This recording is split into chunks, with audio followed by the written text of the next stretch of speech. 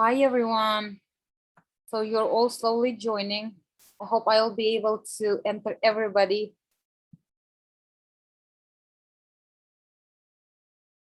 Похоже, у нас сейчас пока все русскоговорящие. Если вы не против, если можете, пожалуйста, включите свои камеры, чтобы я видела, что у нас здесь настоящие люди, это будет для меня легче. О, привет! Привет. Я пока на улице, я, наверное, отключусь. Когда дойду до дома. Да, можете себя мьютнуть, но если можете, с камерой было бы классно, чтобы я видела лица, ладно?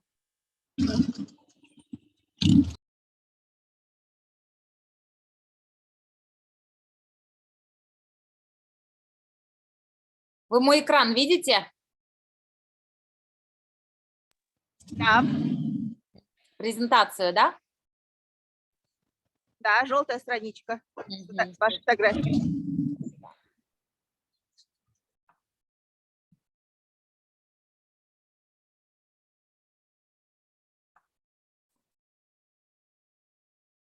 Сейчас еще несколько минут подождем, чтобы все успели подключиться.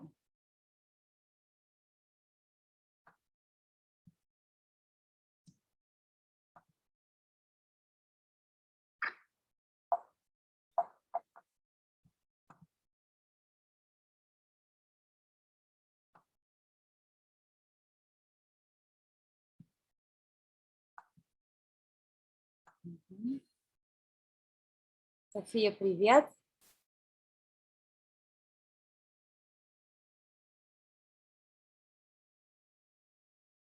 Так, подождем 5 минут и начнем.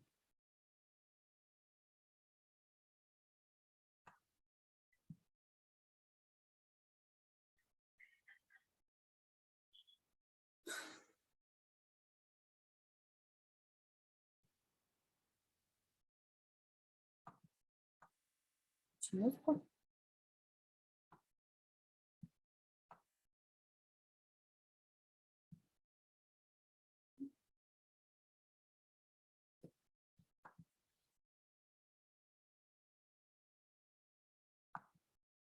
Еще 2 минуточки. Очень рада вас видеть всех. Спасибо, что пришли. Надеюсь, что все будет очень полезно.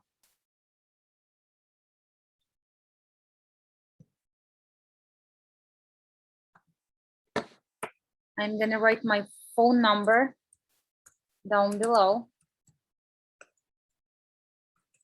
so that you can. Так, звука нет. Вы меня слышите?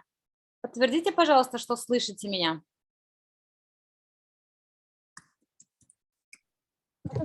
Я слышу. Слышите? Ага, просто тут написал, что звука нет. София, звук есть. София, слышите?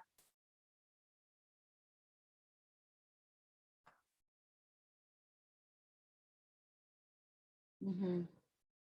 Так, еще 1 минутка и начинаем.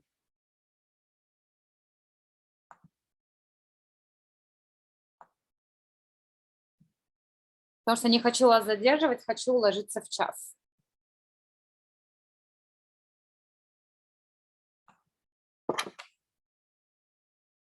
Еще несколько секундочек.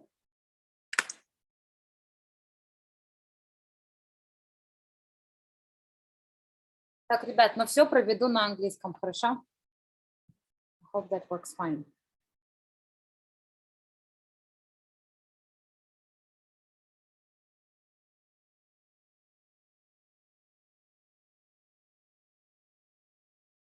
Ну все, начинаем. So thank you so much for coming today, and we're gonna have a conversational seminar today, so you can both learn, and so that I'm gonna make sure that it's not gonna be too boring for you. So today's discussion is gonna be, why do you actually want to buy a house? And if you have reactions, please send them via Zoom. There is a reaction button on your phones and on your laptops. And again, I want this to be more conversational and more informational. And I'm sure that most of you hear a lot about the market and data. And I will try to simplify it today for you today. So the disclaimer is that I am not a lawyer, I am not a lender, or I'm not a tax specialist. If you have specific questions, I will make sure that I will address it to a specialist. So who am I? My name is Zara Arakeri, and I have a degree in law and engineering, and I have worked in both fields. And at this point, people are usually start Googling me and they wonder, why did I come to real estate? And the simple answer is get complex. So when I was growing up, I really wanted to live in our own house. So we had it, but it was kind of investment that made us to afford the better living. So I was dreaming about living in my own house. And that became my idea fix and my mission to start helping people to buy, live, invest. And I moved to USA in 2012, and I started my real estate career in 2015. And you would wonder, how did I learn about the market? Do I actually know the areas? Do I know the schools? Do I know the people? How do we actually do that? And my answer is that our team is very, very active at Westbrook Realty. We're always learning, we're always engaging, we're always in the market. And because I just don't want to be telling you, I actually want to show you this is how much of portfolio we have. In 2021, we made over $250 million on sales. I'm not going to stop on this, but this is just a sample of how much production we do. And we work in all over Bay Area, East Bay, South Bay, further areas, and I'll explain you why. It's obviously very important to know if other people trust me as well. And you can always find reviews and ask me for referrals, and I will gladly provide that to you. So now coming to a main topic, is home buying is actually beneficial for you? Should you wait for a market to crash? What happens when you delay? And those numbers are pretty straightforward. So if we're talking about purchasing a property for $800,000, and let me see if there is no one waiting. I think we're all good. So is that actually beneficial for you? We're buying a property for $800,000 as an example, and the interest rate is 3%. This is a conservative number. So your monthly payment would be $2,700. And we know that mortgage payment is equal to principal and interest. And those numbers are based on down payment of 20%. So I know many people are waiting for crash and prices to reduce. So let's consider that in 2022, the mortgage rate is going to increase by 1% and the property price is going to stay $800,000, right? So which is going to put you in a monthly payment of over $3,000, right? So the difference in payment is $357. Annually, it's $4,200, and over 30 years of mortgage payment, it accumulates into $128,000. So let's take another scenario, like in 2022, the rate goes up and the prices drop down by 10%, which will put your purchase price into $720. Or you would think, oh, wow, that's great, you know, the houses got cheaper, but the interest rate went higher. So your monthly payment would be $27.48, which will actually make a difference in payment of $50 increase. And annually it's $600, and over 30 years it's $18,000. Let's take another scenario of 2022 where the rate goes up 1% and prices go up 10%. This is actually what is expected, which means that the purchase price would be $880. The interest is 4%, and monthly payment are $3,300, which is actually gonna accumulate over 30 years to $238,000. So what message does it give to you? It gives that when you are ready to buy and when you have the funds for it, the time is now. You do not need to wait for market to go down. The rates will go up.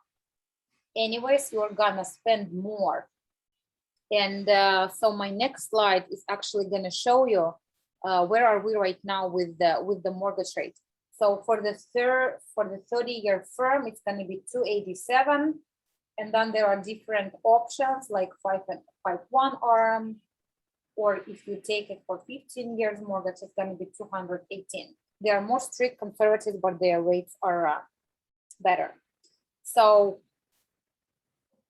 mortgage rates are very low. Even if it's 4%, even if it's going to be 5%, it's still going to be the lowest in the history.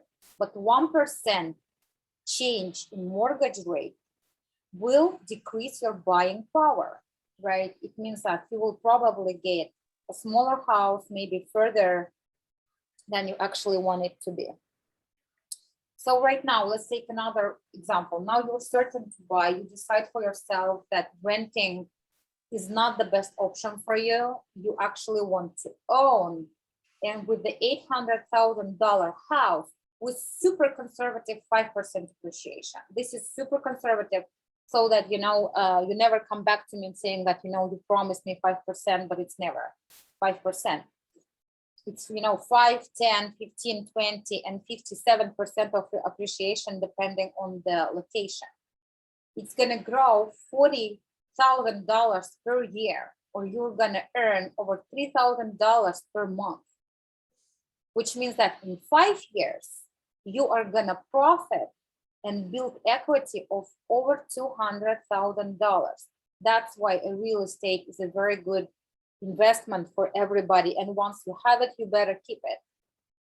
And this is very conservative as well. So for the 2021, San Francisco, 3% of appreciation. Oakland is over 1%. San Jose is over 7%. Excuse me. Pleasanton 6%, and Fremont is over 10% of appreciation. Fremont is actually like second Palo Alto because of their high school was rated so high nationwide. The prices are going very, very high there. If we are talking November of 2020, where you could buy actually a house in Fremont for $1 million, right now you actually get into Fremont with 1.4 million in the good area, 1.4, 1.5. So when you are preparing to buy, you actually need to understand what life circumstances are you in? What are you going through? It's your first home, it's your dream, you're ready to buy, divorce. The buying real estate right now is not a short-term investment. You actually need to keep it for 7-10 years in order to earn on it. And now the house is not only a place to live, it's an investment. So how stable is in your income? It's something that you need to think about and to think if you actually afford it. What are your reserves? What is your credit score? And there are some restrictions with good rates. There are lots of consumers right now who are doing refinancing of their properties. And as long as banks are taking risks and restrictions, you can still put everything in place. If you have pre-approval of 30 days old, I would always suggest you to contact your lender and stay in touch with him to make sure that everything is in place. So right now, I just want to share a story with you, what has happened with my buyers, okay? So we purchased a property in December 15, 2020, and it's a family, and they were looking a property in San Jose, and they had a budget of 1 million to 1.1 million. We explored the options, and we made 7 offers, and we lost. We each time got overbid, and they were looking for 3-bedroom, 3-bathroom with backyard, so that they could stay in the property for a very long time to grow their kids together, and do all the good stuff. And but we were looking for several months, and each time overbid, because it's kind of hard thing to do, right? In San Jose from 1-1 with the good schools with 3-bedroom. We even tried to go non-contingent. And in the next slide, I will explain you what does non-contingent mean. And the market was pushing us to go non-contingent, which means that we are taking all their risks away, right? They're putting clean offers and they're not protected by anything. And we had to optimize it. So what we saw was that, like the one you're seeing on the screen right now, 2-bedroom, 1.5 bathroom. This actually does not work for them, right?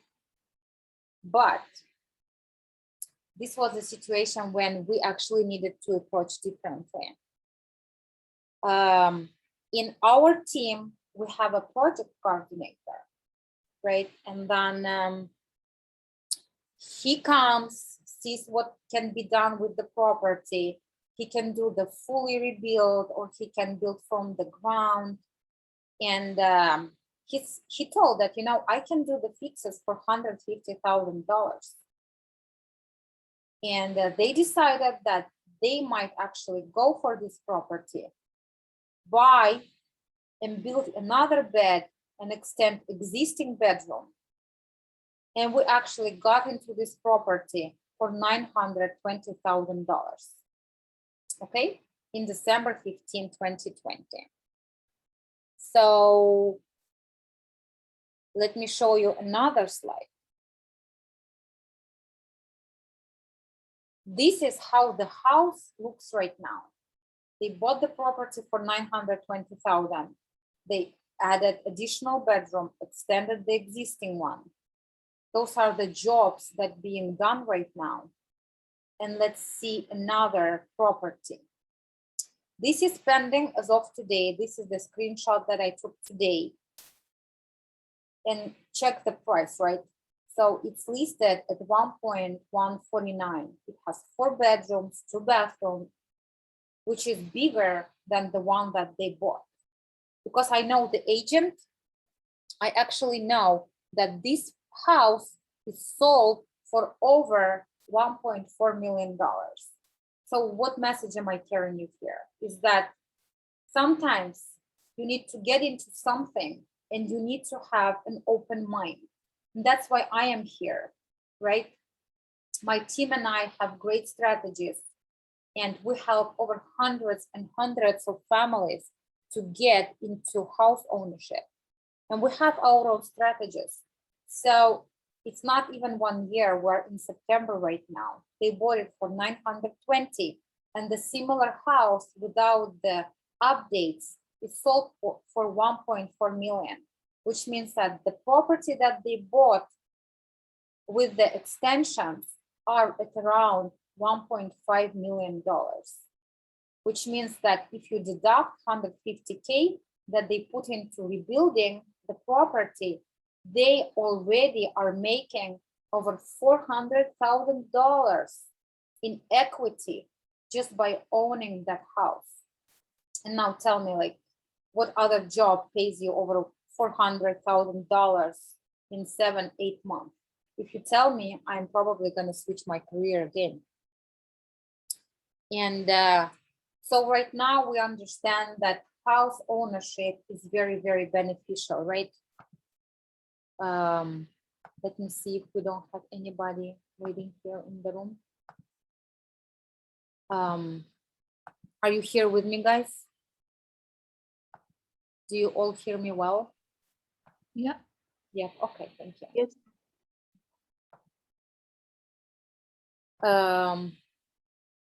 So right now we're going to be talking about the process. What does it take and how to get into it? The first thing, when you are ready to buy, you decide that this is something good for you, because anyways, you're going to pay somebody's mortgage. It's only your situation. It's only you understand that you're paying your mortgage or someone else's mortgage, right? So you need to talk to a lender. And I definitely have someone that I work with, and I can introduce you to them. So you are getting pre-qualified for a loan, which means that it turns you into a qualified buyer. It saves your time. It gives you leverage, and it gives you confidence that this is how much I can buy for. And I was always advise you not to go with your max, but go with what you're comfortable paying for. Okay, have somebody coming. Hi, I have somebody who has joined. We will just keep going with our slides. So the first thing you need to do is you need to get pre-approved. So once you are pre-approved, there are some things that you need to avoid. You need to avoid changing a job or becoming a self-employed. It doesn't mean that you can change a job to higher paying, growing in career. In that sense, we can just request a letter from your employer saying that this happened, but changing jobs, and you do not change the field of your job, or you do not become a self-employed. You do not buy any major purchases, and I would tell that it's something over $2,000. You do not buy a new car and large appliances once you are pre-approved. You pay your credit cards on time. You do not buy furniture until you move into your house. You do not originate new inquiries on your credit report. You do not make any large deposits into your bank account. And if you need to do so, you need to keep them 2 months in your bank account. And only after that, go for the pre-approval. Do not change bank account, do not close bank account, and please do not co-sign for anyone. And those rules so that you do not screw up the loan process, and that your credit score doesn't change, and that you do not put the whole transaction into a risk. This is very, very important. And once you're ready, I will go through them again. So the second step, so you got pre-approved and now you go shopping. You actually understand, right, what is the absolute must for the houses and what are the should have. You cannot get everything in the Bay Area. It's either going to be the locations, whatever is important for you. Very important. Please be reasonable. When you are reasonable, you can help yourself, you can get into the home ownership, but it's going to be unrealistic. You know, I want a $500,000, you know, 3-bedroom house in with the schools of 10 points in some of that is not reasonable. This is not just going to happen, and nobody can help with that. So third step, negotiations. By building relationships and knowing the market and learning about the property, I will be able to negotiate and get through the okay? And writing a competitive offer. This is the very important and very vital step in the whole home buying process. We communicate well, and sometimes we over communicate to make sure that our offer will stand up. We make no mistake. We make it completely, you know, easy to read and understand. We also create a emotional connection with the sellers. I learn about the market and educate you with the numbers to make sure that you do not overpay, but also you do not underpay, so that nobody goes, you know, higher and then you lose the house. The fourth step, you know, the steps 4 to 6 are going to happen simultaneously, all at the same time.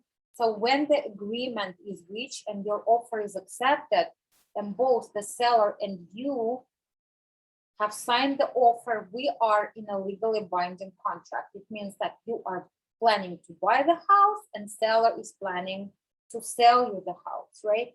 And that this is the time where the deposit of typically 3% of the purchase price goes to escrow. And the escrow is a neutral third company which holds time periods, and it also holds the deposit of funds until the deed is closed, until we're actually closing the transaction. At the same time, there is a title company, and title company is verifying the legitimately that the real estate is legitimately given to the buyer, that you're buying something clean, something no problems, no low court situations, that you're buying something clean and you can actually buy it. Nobody owes any money on the purchase that you later on have to cover for someone else. So escrow and title are both very, very important. It's the whole team working all together. So we are making sure about the contingencies. So contingency is something which protects a buyer. And let me get back to one slide about contingency here. So contingency is a way to protect your money. And we talk about money, we're talking about the 3% down payment, which you transfer without 3 business days, 1 to 3 business days after giving an offer. So financing or loan contingency, which means that if something happens to your work or to your loan, you can take back your 3% down deposit and you're out of the contract without losing anything, right? This is when you put it in a contract. Inspection contingency is when you find something in the house that you do not like, and then you go out from the contract. A clear title that everything is clear with the legality of the house. Appraisal is when the bank, let's assume that you're buying a house for $1 million, and then you are taking $800,000 a loan from a bank. Bank wants to make sure that the house you are buying actually costs $1 million, right? So he sends his person to see how much the house actually costs. So let's assume that the appraisal comes for $950,000, which is less by $50,000 than you offer. It puts you in a position where A, you put the appraisal contingency, you go from a contract without losing your 3%. B, you cover the difference of $50,000 out of your pocket. And this is quite risky. And this is when you actually need your agent to work really well to see the market value of a property. If there is a risk that the house is gonna cost less than you expect, maybe you should miss the house, or if you have the funds, you will be able to pay out of the pocket the difference. If you have any questions, please put them in the chat. I know that the contingencies is very, very hard topic, and in 1 hour, I'll make sure that I give you a lot of information. So if you have questions, just put them in the chat and then I will address them after I'm done with the slide. And then the community restrictions. If you're buying something with HOA, which is gonna be a community-owned property like townhomes, a condo, or apartment, if there are some rules that HOA has, HOA stands for Homeowners Association, if they have some restrictions, like you cannot change your window or you cannot actually change your carpet, and that's not something that you want to deal with, again, you go from the contract, take your 3% down payment and not lose anything. So again, contingencies is for protecting buyer, okay? So let's get back. So right now,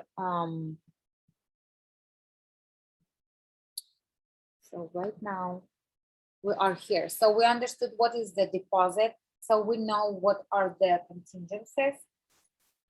Every house, it's very, very important to have the inspection on the house. Sometimes sellers will make their inspections.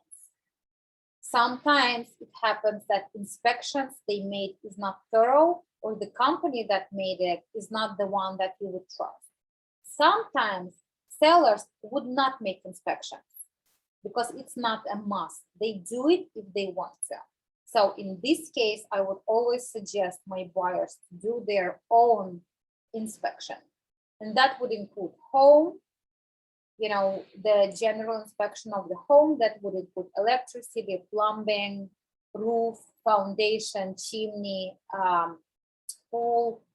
Very important because the houses here are made from wood. To do the termite inspection, you want to make sure that the house is not destroyed by termites.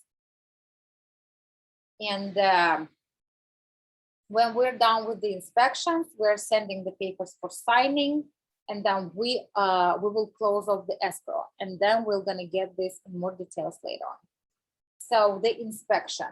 The inspection, if not provided by the seller, is going to be covered by the buyer.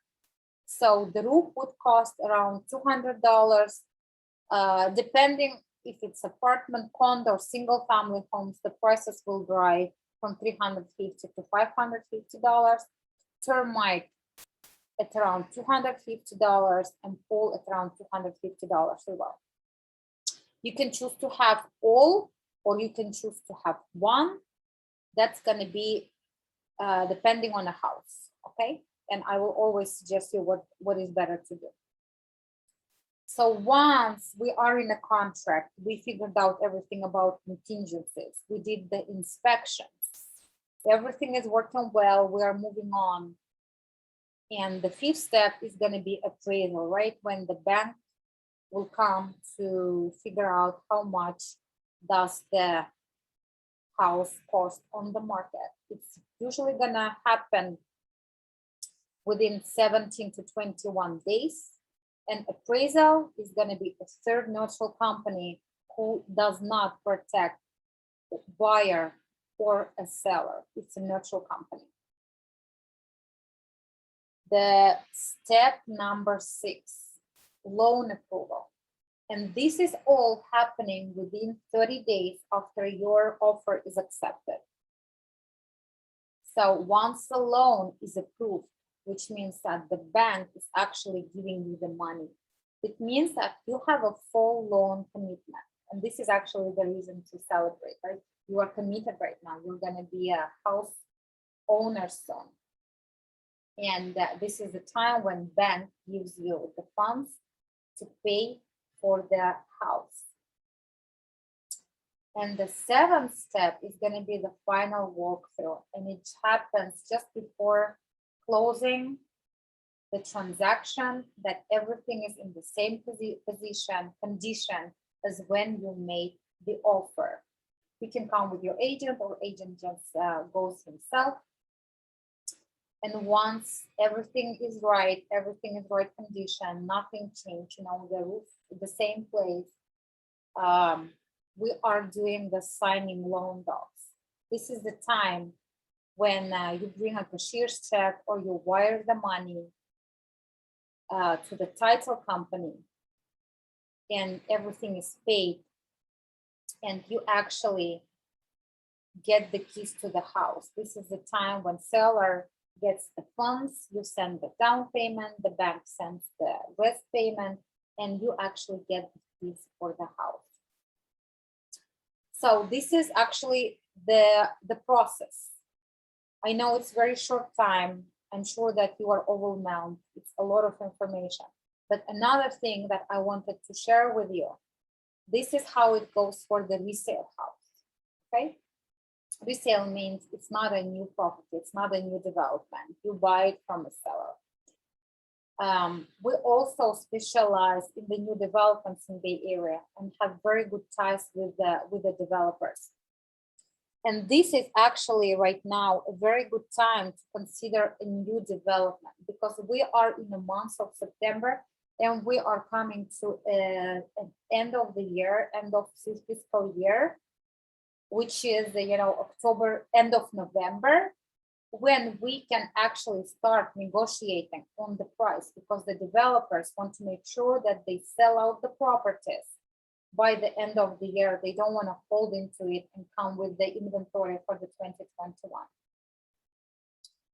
And the new developments are available everywhere. San Jose, Mountain View, Santa Clara, you know, Gilroy, Morgan Hill areas. We can go east as well. And what I want to actually tell you is that, you know, people get overbid. And market is very, very hot. And everybody wants a big house. And they want to live in a bigger house and pay less, right? Another good strategy that I offer to my clients is sometimes it's a good idea to move somewhere else, which is still 1 hour from Bay Area, but which is more affordable. So I would actually talk about the mountain house. It's east from Bay Area. It's closer to Tracy. I'm sure not everybody knows where it is, but I want to share a story about mountain house. Is that in 2020 to 2021, mountain house appreciated by 57%. So which means that somebody who bought a house for $600,000, and I'm not taking this as an example, this is actually a story of somebody that we bought a house with, right? So we went to mountain house, they were able to commute, they were able to work remotely. They got a very nice house with 3 bedrooms, with like 3,000 square feet with a huge land for $600,000 last year in mountain house. And mountain house is very, very popular because it's newly built, it's nice area, and the schools are very good. And that's one of the reasons why people are ready to commute and to invest in that area. And so just think about it. Somebody bought a house for $600,000 in mountain house, which in 2021 grew up to $840,000. So in 1 year, or in less than 1 year, they actually built an equity of $240,000 in 1 year. Again, that is the great. This is so much better than just renting, right? So another interesting area is Lathrop. Lathrop is 10 minutes away from Mountain House. And this is the second picture. So they dig the land, they put water. It's like a waterfront views. The new development looks fantastic. Their high school is fantastic. It's new. I'm sure it doesn't have a good grades right now. People are just moving in there. But this is another option. There's a lot of strategies to put you into home buying. And the message here is that it doesn't mean that you can get into your dream home right away.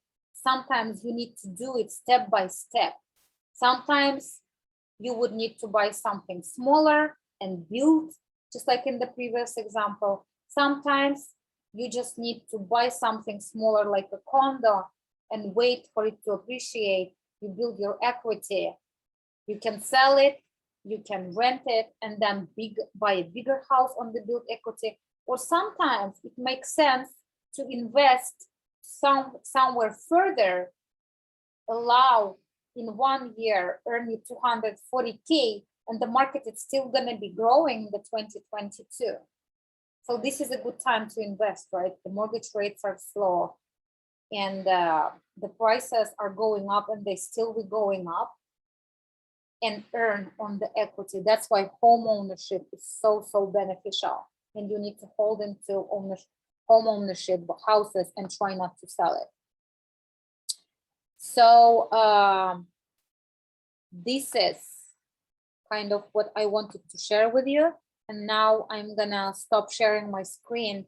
And then another thing that you know how the process goes, you know the stories about how everything happens on your way to buying a house. And I also wrote a book about how to buy a home in Silicon Valley. This is more informational. This is deeper knowledge. It's gonna explain you about the contract and everything you need to know about it. And I really want to give this book for you. And the only thing I can do it if you text me your email and your name so I can send the book for you, okay? Or the other way is that we can meet for a 20-30 minute conversation where I can actually give you the book, the physical book. And so this is the book. This is how it looks. It's not a long read. It's a 50 pages, but it's gonna give you a lot of information that I'm just not able to cover in the webinar.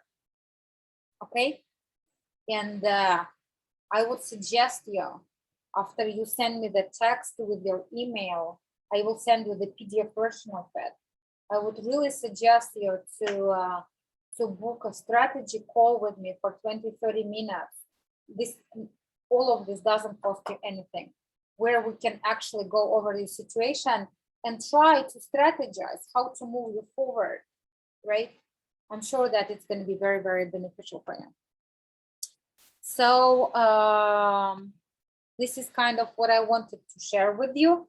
Okay, thank you. I'm getting some messages here, and I will in the chat I put my cell phone number where you can text me your email so I can send the book for you. Okay.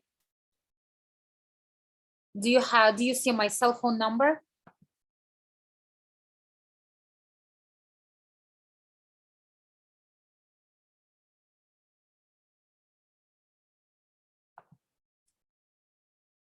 Okay, so I am done with my slides, and you know, everything is possible. I know most of us are here not so long ago, and we really need to understand how this everything works. Now you know the process, now you know the stories, now you have your goal and you kind of know how to reach it. Okay, and the only way to reach your goal is actually talk to professionals who can share their experience. And on a happy note, you can't buy happiness, but you can buy a real estate. That's kind of the same thing. I'm gonna stop sharing my screen, and let me know if you guys have questions.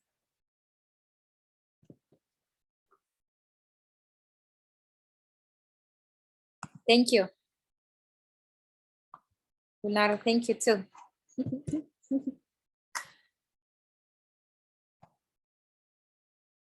You know, we still have 15 minutes, and if you have questions, we can address them right now. Do you have questions?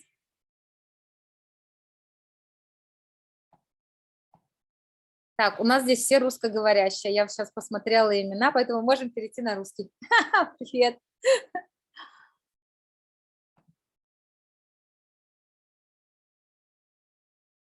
Здесь лица, которые я не видела, некоторых я знаю.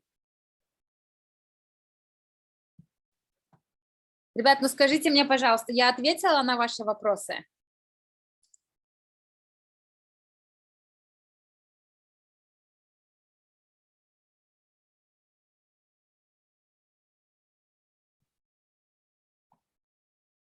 Не бойтесь говорить, я не кусаюсь. Спасибо большое за презентацию. Было очень интересно. А у вас какая цель была семинара? Какие у вас вопросы были? Что вы хотели узнать? Ну, если честно, я уже этот вопрос давно изучаю. Как бы, в принципе, почти все я знала. Только как обновить хотела, наверное, свои знания и, может быть, что-то новенькое услышать. Мне интересно было в самом начале увидеть вот, как бы сравнение того, если interest rate будет подниматься и цена будет оставаться прежней, либо снижаться, либо повышаться. То есть как это повлияет на долгосрочный payment. Знаете, мы можем сделать такую же таблицу, можем сделать, отработать вашу стратегию на ваш целевой сегмент, да, и вы уже увидите, что поменяется, да, если будет 1% наверх, 1% вниз, цены пойдут вверх, цены пойдут вниз. Потому что люди думают, что, знаете, я подожду, когда цены упадут. Но они на самом деле не понимают, что даже если цены упадут, но если ставка вырастет, они в любом случае будут платить больше, чем когда процентная ставка ниже. А как вы думаете, ставка будет расти или будет уменьшаться? Ставка будет расти, она не может уменьшаться. Это уже пол просто. Сейчас сколько, если не секрет? 2,87. Это самое минимальное, Да. да? 2,87 это если учитывать, что у человека хороший credit score, если stable job, и со всеми assets все в порядке. Тогда, да, когда мы говорим про 2,27, это может быть меньше, но это может быть и больше. Это может быть и порядка 3%. Окей, спасибо. Пожалуйста. Зухра, Привет. здравствуйте всем, привет. Привет. Я немножко опоздала, но часть слышала. По продолжая разговор о 2,87, это процентная ставка на дом или на кондо, Это не имеет значения. таунхаус? Это не имеет значения. Все будет зависеть от того, какой будет down payment, какой будет credit score. И это не jumbo loan. Это не jumbo loan. It's a conventional loan. Спасибо. Еще, кстати, вопрос. Если выбирать между кондо и домом? Ой, очень хороший вопрос, Тамара. Самая большая задача с кондо – это то, что вы будете платить HOA. Вот у нас есть очень хорошие лендеры в команде, с которыми мы работаем. Они прям вам рассчитают. Я тоже вам также могу рассчитать, сколько вы потратите на HOA. Потому что если мы сейчас говорим, например, про где-то Саус, например, возьмем опять же Сан-Хосе, да, у нас HOA здесь в среднем 300, 400, 500, 600 долларов в зависимости от какие amenities в комплексе. То есть чем больше amenities, спортзалы, бассейны, чем ваш HOA будет выше. Если вы не будете платить HOA, то вы спокойненько себе можете позволить домик. Но опять-таки это же все зависит от ценовой категории. Иногда выгодно сначала купить HOA, не HOA, сначала купить кондо, build your equity, продать или просто купить второй дом, да, через 3-4 года. Обычно так происходит. Люди живут 3-4 года, they build equity, и они покупают второй дом. Больше, в лучшем районе. Это как путь вы к себе прокладываете. Но если вы можете себе позволить single family home, то, конечно, лучше дом без HOA. Спасибо.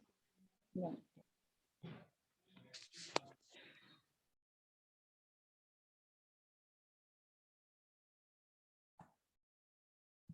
Так, у нас еще есть вопросы?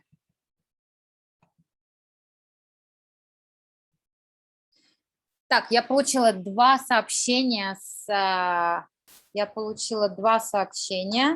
для книжки. Если кто-то еще хочет, я еще раз напишу вот сюда свой номер. Я обещаю вам, я вам не буду слать никакого спама, я вам просто вышлю PDF-версию книги. Не бойтесь. Ладно? Так, и последний вопрос. У вас ваш опыт работы больше где? Я так понимаю, в Сан-Хосе и в том районе, в Силиконовой долине? South Bay и East Bay. Ага. Марин Каунти? Нет, не очень? В Марин Каунти у нас тоже есть транзакция. Хорошо. Все, у меня вопросы на сегодня все. Да, хорошо.